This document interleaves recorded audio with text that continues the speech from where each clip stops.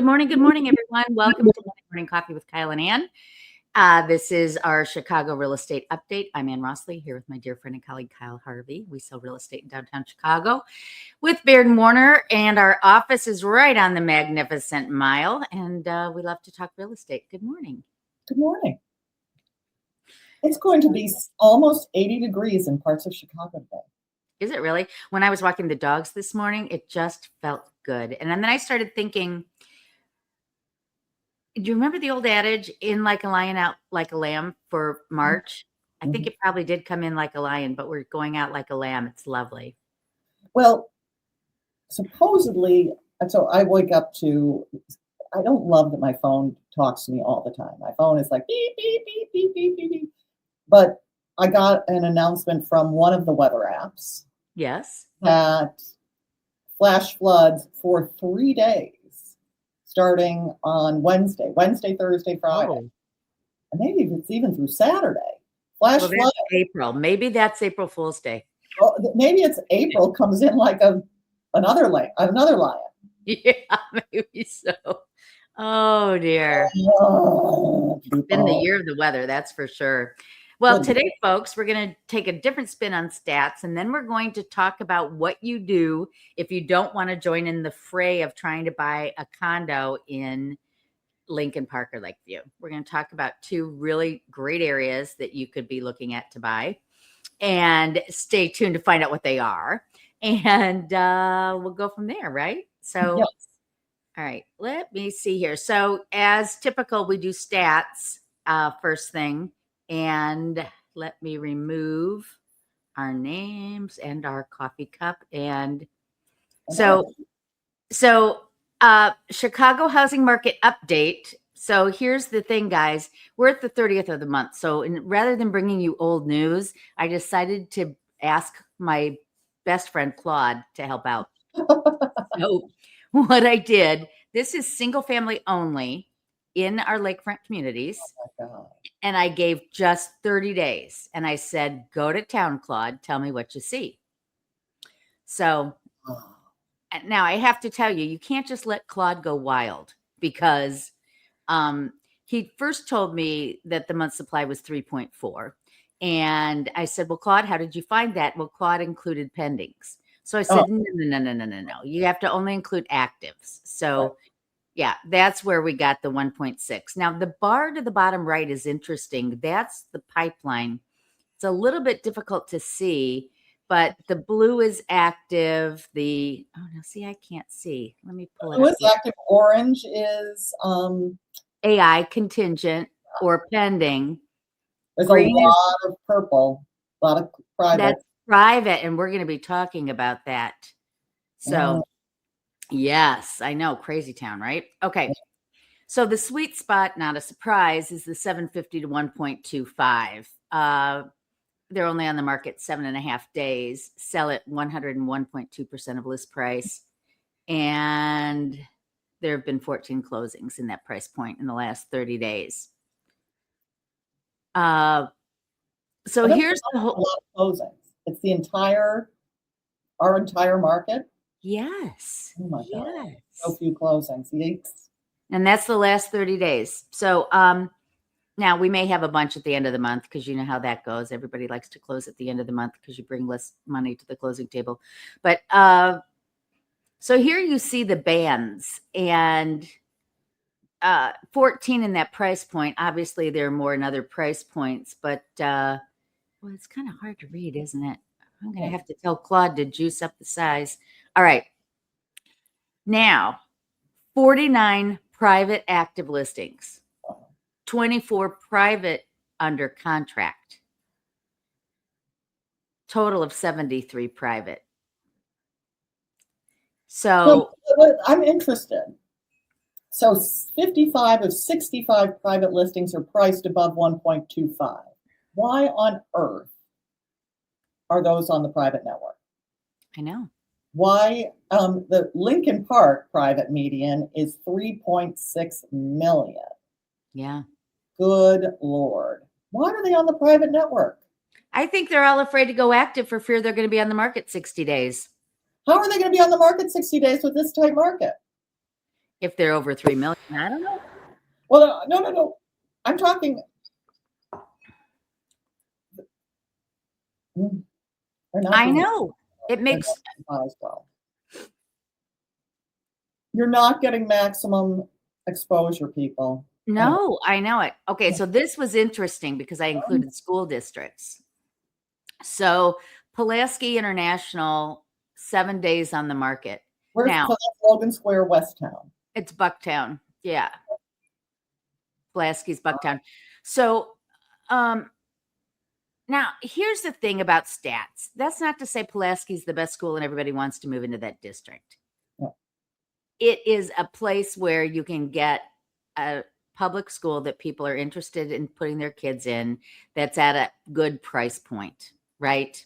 Mhm. It's not like having to spend $3 million to be in the Lincoln Elementary in a single family. You can Right. get in here for $1.5 million. Yes. So, but in Hamilton, Jan wouldn't have even been in the mix. But again, it's only 2. You know, that's the trouble when you deal with so few stats is I'm not sure you really have broad, you know. We are a metropolitan area of 8.2 million people. This is a big city, people. And we have in these neighborhoods this is 1 month. This is 1 month single family, yes. 1 month single family, 3 sales. Yeah. That tells you how tight our market is. This is crazy. Yeah. Crazy. Go ahead. All right.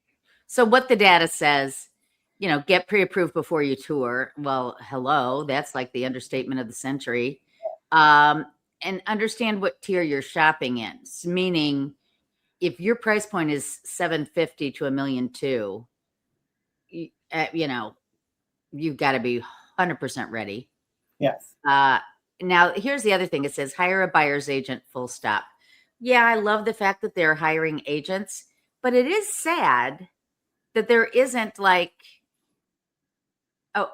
that some of these are hidden from the people in the private listings. I agree. And I think private listing and hiring an agent are different. Yes. And soon, I think, well, we'll see. We'll see. There are changes coming that to who can see, but the MLS, it's not entirely clear. But here's the thing. I see a number of listings that say, we like buyer's agents. Now, that's code for we'll pay for it. But the reason that they like a buyer's agent is transactions tend to go through with a buyer's agent because a buyer's agent helps navigate through the inevitable bumps that you're going to have. So they like, I, as a selling agent, as a listing agent, I like having a buyer's agent on the other side. It helps a transaction move forward. Yeah, that's Anyway. right. All right. Don't dismiss private listings, but know the trade-off. Yeah. Luxury doesn't mean wait, it means price with conviction. So again, the upper price properties are taking longer to sell. And brick sells faster, not a surprise. Yeah, I don't know. Again, it's 1 month. It's 1 month. I don't understand this whole private listing thing. I don't think it's 1 month in a really tight market. In a really tight market. right. Right. So now we have solutions, Anne. Yes. Well, we don't have solutions. We have things Options. to do. So options. So I'm representing some buyers who are looking in the neighbors Wait that a are. minute. Oh, How did that happen? hello. Wait a minute. Huh? Wait. Add to screen. Wait, let me bring us back. This never. It's so weird. I'm so glad I don't have to be responsible for the technology, everyone. There we go. There we go. But let's put our little faces on the side. There we go. I am so excited about this. So I have buyers who are not going to be successful in the Lincoln Park Lakeview Market. Just it's so tight, and what they need is so specific. So we were looking all around other places, and I spent time in the neighborhood you were in, the South Loop. You're going to be talking about South Loop. So anyway, one of the places that I've always liked is Sandburg Village. It is technically on the near north side. It's technically just behind the Gold Coast, but it calls itself Old Town for reasons that make no sense to me, but God bless. It is the reason I like Sandburg is these properties are as close to liquid assets as you'll get in the city of Chicago. They trade quickly and all the time. So if you buy one and then have to move for whatever reason, it's not a big deal. You can sell. So let's go into what Sandburg Village. So this is Sandburg of the as it was built immediately after the buildings were built. This was probably in 1970, a helicopter shot of the neighborhood, okay? It also looks a little bit like a model, but it's missing some of the model buildings. So, but it might be a model, but this was the big urban renewal project that the city entered into during the late 50s and 60s. Late 50s and 60s, Chicago was working to reinvent itself with the city taking over / buying large swaths of properties, often tenements and flop houses, and raising them for developers then to take over and build. The idea Keep in mind, remember, like, I mean, this goes back to about the time you and I were born, or just before we were born. You know, you had this time when everybody went to the suburbs. The suburbs were like building up in the 50s, and everybody. So what happened when they abandoned the city? The city kind of fell into that was all over the country, right? So it was also the growth of other parts of the city. There were so many people coming into the city in the post-war period, a lot of workers, and they needed to be into town. So they moved into what were relatively fancy buildings, and it was a changing city. It was the story of all sorts of cities have gone through this, where the urban core changes and you do urban renewal. It was an attempt, though. There was a real feeling that in the core of the city, can we go back? In the core of the city, that the land was too valuable to leave to falling into disrepair. That it was ripe for gentrification. That there were elites that wanted to move into these, not elites, but you know what I mean, professional people who wanted to live closer to the city. Not everyone wanted to go to the suburbs. So right. One of the interesting things was in this area where Sandburg Village is now, a lot of these buildings had been rented out to the Puerto Rican community that was coming into the city as part of the manufacturing boom of Chicago. And that was considered wrongly a problem. And so this area was particularly targeted for urban renewal to push people away from the city center. So apparently there were a lot of Puerto Ricans who lived in the neighborhood, and they all moved pretty much to Humboldt Park, which is interesting that developed Humboldt Park. Mm-hmm. Now a neighborhood that's getting more and more gentrified itself. So the idea was a village within a city, and the area around it wasn't being as gentrified. The area to the east was the Gold Coast, but the area to the west was still very much working class, very much immigrant, very much poor Southerners coming in. So it was considered, when they designed it by Solomon Cordwell Associates, that it was going to be need to be self-contained because it was sort of an island in a sea of not as nice. So this was Before you go on, can I just say one thing? Sandburg has a very special place in my heart. When I was first managing the Coldwell Banker Lincoln Park office, I met John Cordwell. He was 85 at the time, 85 at the time. He owned the Red Lion Tavern on Lincoln Avenue. And I would go in there from time to time and have lunch with him. Oh, cool. And he was the most charming man, flew for the British in World War II. The stories that man could tell. To me, I like get tears in my eyes because he was part of this big Sandburg Renaissance. And I mean,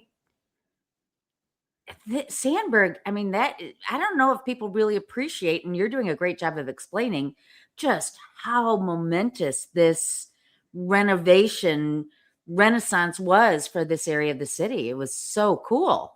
And is a great product to this day. And we're about to have this in Foundry Park. So think of Sandburg as the 1960s and 70s version of Foundry Park, which will start construction this fall. So it's this kind of thing. If for loyal watchers of our show, we've been following Foundry Park. And think of when we're telling you about Sandburg, think about Foundry Park. Okay. So this was the model, and not all of these buildings have been built, but it is largely true.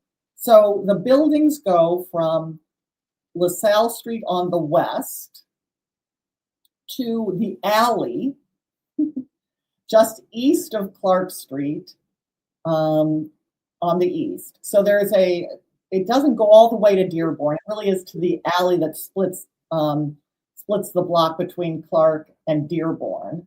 To the east, North Avenue to the north, and Division to the south.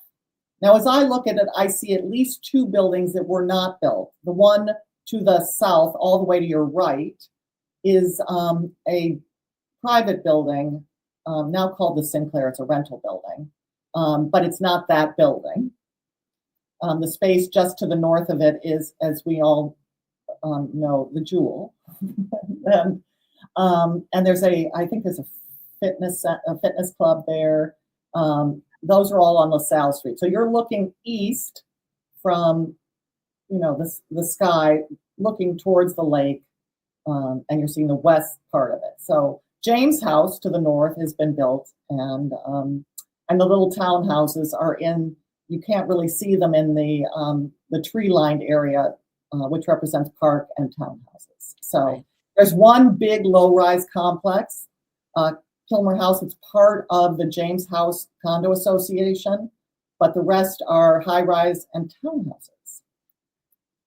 So, believe it or not, there are about 2,610 units. And the reason I say about is that some units have been combined. So the number is probably fewer, but this is the ballpark. Cummings House. So they named them. After authors and authors. Mm-hmm. So E.E. Cummings, Louisa May Alcott, George Eliot, Faulkner, Lowell, James, Henry James. I don't know who Kilmer is. And then they're townhouses. But they are, as you'll see, these buildings are big. Cummings House, which also includes Dickinson House, so they're two condo associations together, have 567. But James House is the largest building because it's itself. It's 520 units, and it's actually combined with Kilmer House, so it's the most. Alcott is the one at 1255 Clark Street, is one further south, is the next largest. So I thought I'd show you a couple properties. So they have townhouses that have some have 4 bedrooms, and tend to be more on the block between Clark, and LaSalle. So that on that full block. But they also have these one-bedroom artist studios, is what they're called, that are on the half block between Clark and the alley between Clark and Dearborn. So it's this cute little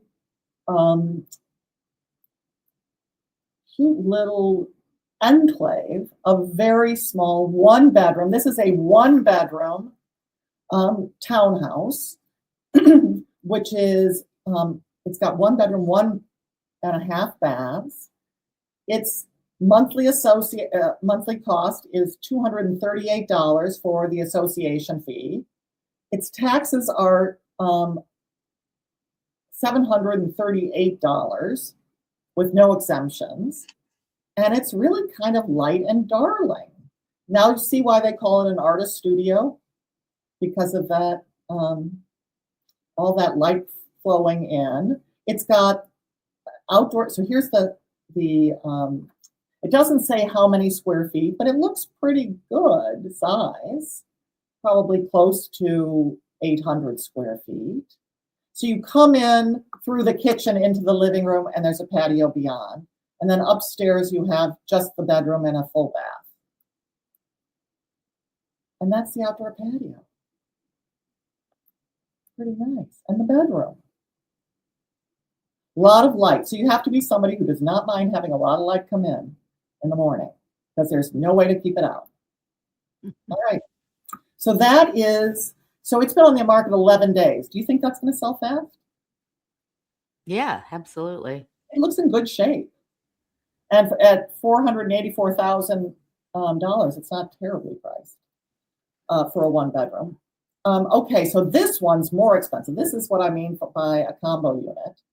It is on the 43rd floor of James House. So look at that.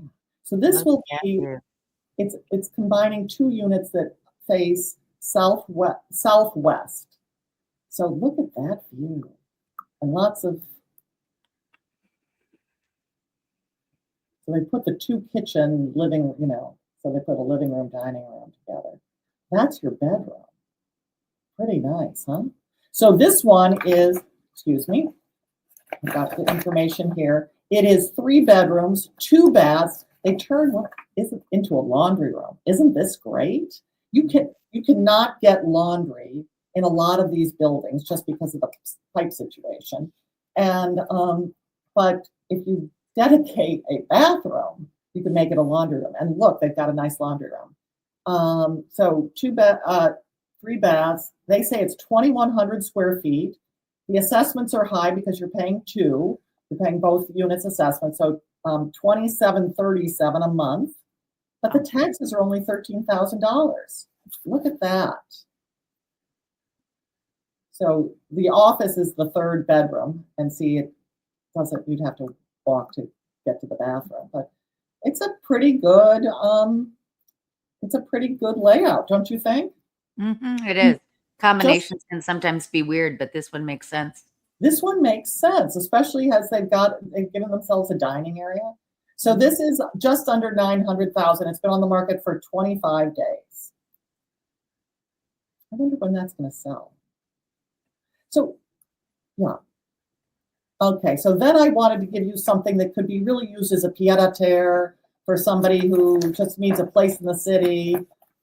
This one is a 1-bedroom at Alcott House. And here's, just to give you a sense, it's small. It is 750 square feet, 1 bed, 1 bath. It's been on the market 7 days. The assessments are $549 a month.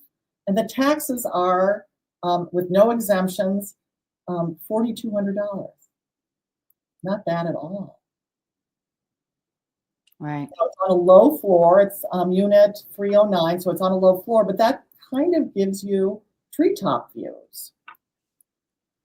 And that's your laundry. Not as fancy as the other one, but that's your laundry. But then here we have one of the benefits of Sandburg. You pay part of your assessment is an overall assessment for the entire complex. And that is to pay for, and you pay to belong to the athletic facilities. But look, they have 2 pools. This is one, pretty nice. And if you live in the neighborhood, you can also join.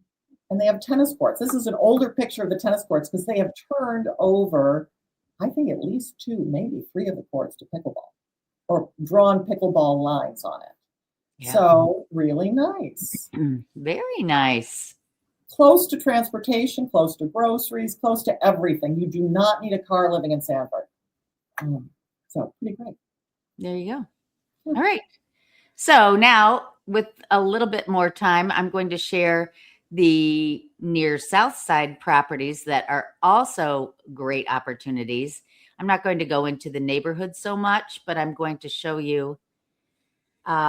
So near South Side includes like Roosevelt down to 26th Street. It includes what's coming up now is Motor Row, Central Station. This is just south of Central Station, 1600 South Prairie. Let me pull this up here and give you the whole lowdown. Oh, South Indiana. Thank you. Right in this neighborhood this weekend. It's darling. Yes. So this neighborhood gives you access to the city, access to the park, just a little walk over the train tracks to Northerly Island, Soldier Field, great area. So this 1600 South Indiana unit 1902 is listed for $345,000. It is a 900 square foot, 1 bedroom, 1 bath. Oh, it's got a little nook. And it has a little den. Yes. Yes. Nice. That's a real common floor plan in the South Loop area, where you have this 1 bedroom plus den. And it's really helpful for those who work at home. But look at your view east. You can see the lake, you can see land. This is a winter view of it, but it's quite open and lovely. Yeah. And your view at night. Isn't that great? That is. Okay. So the next one I want to show you is, oh yeah, this is a little sleeper building. One of my favorites down there in the Central Station area. 233 East 13th, unit 1602. And this has a north view. This is $699,900. So it's in that band that we were talking about of like $350 to $750. It's a 1,345 square foot, 2 bedroom, 2 bath. And it also has a den, which I'll show you here. Wow.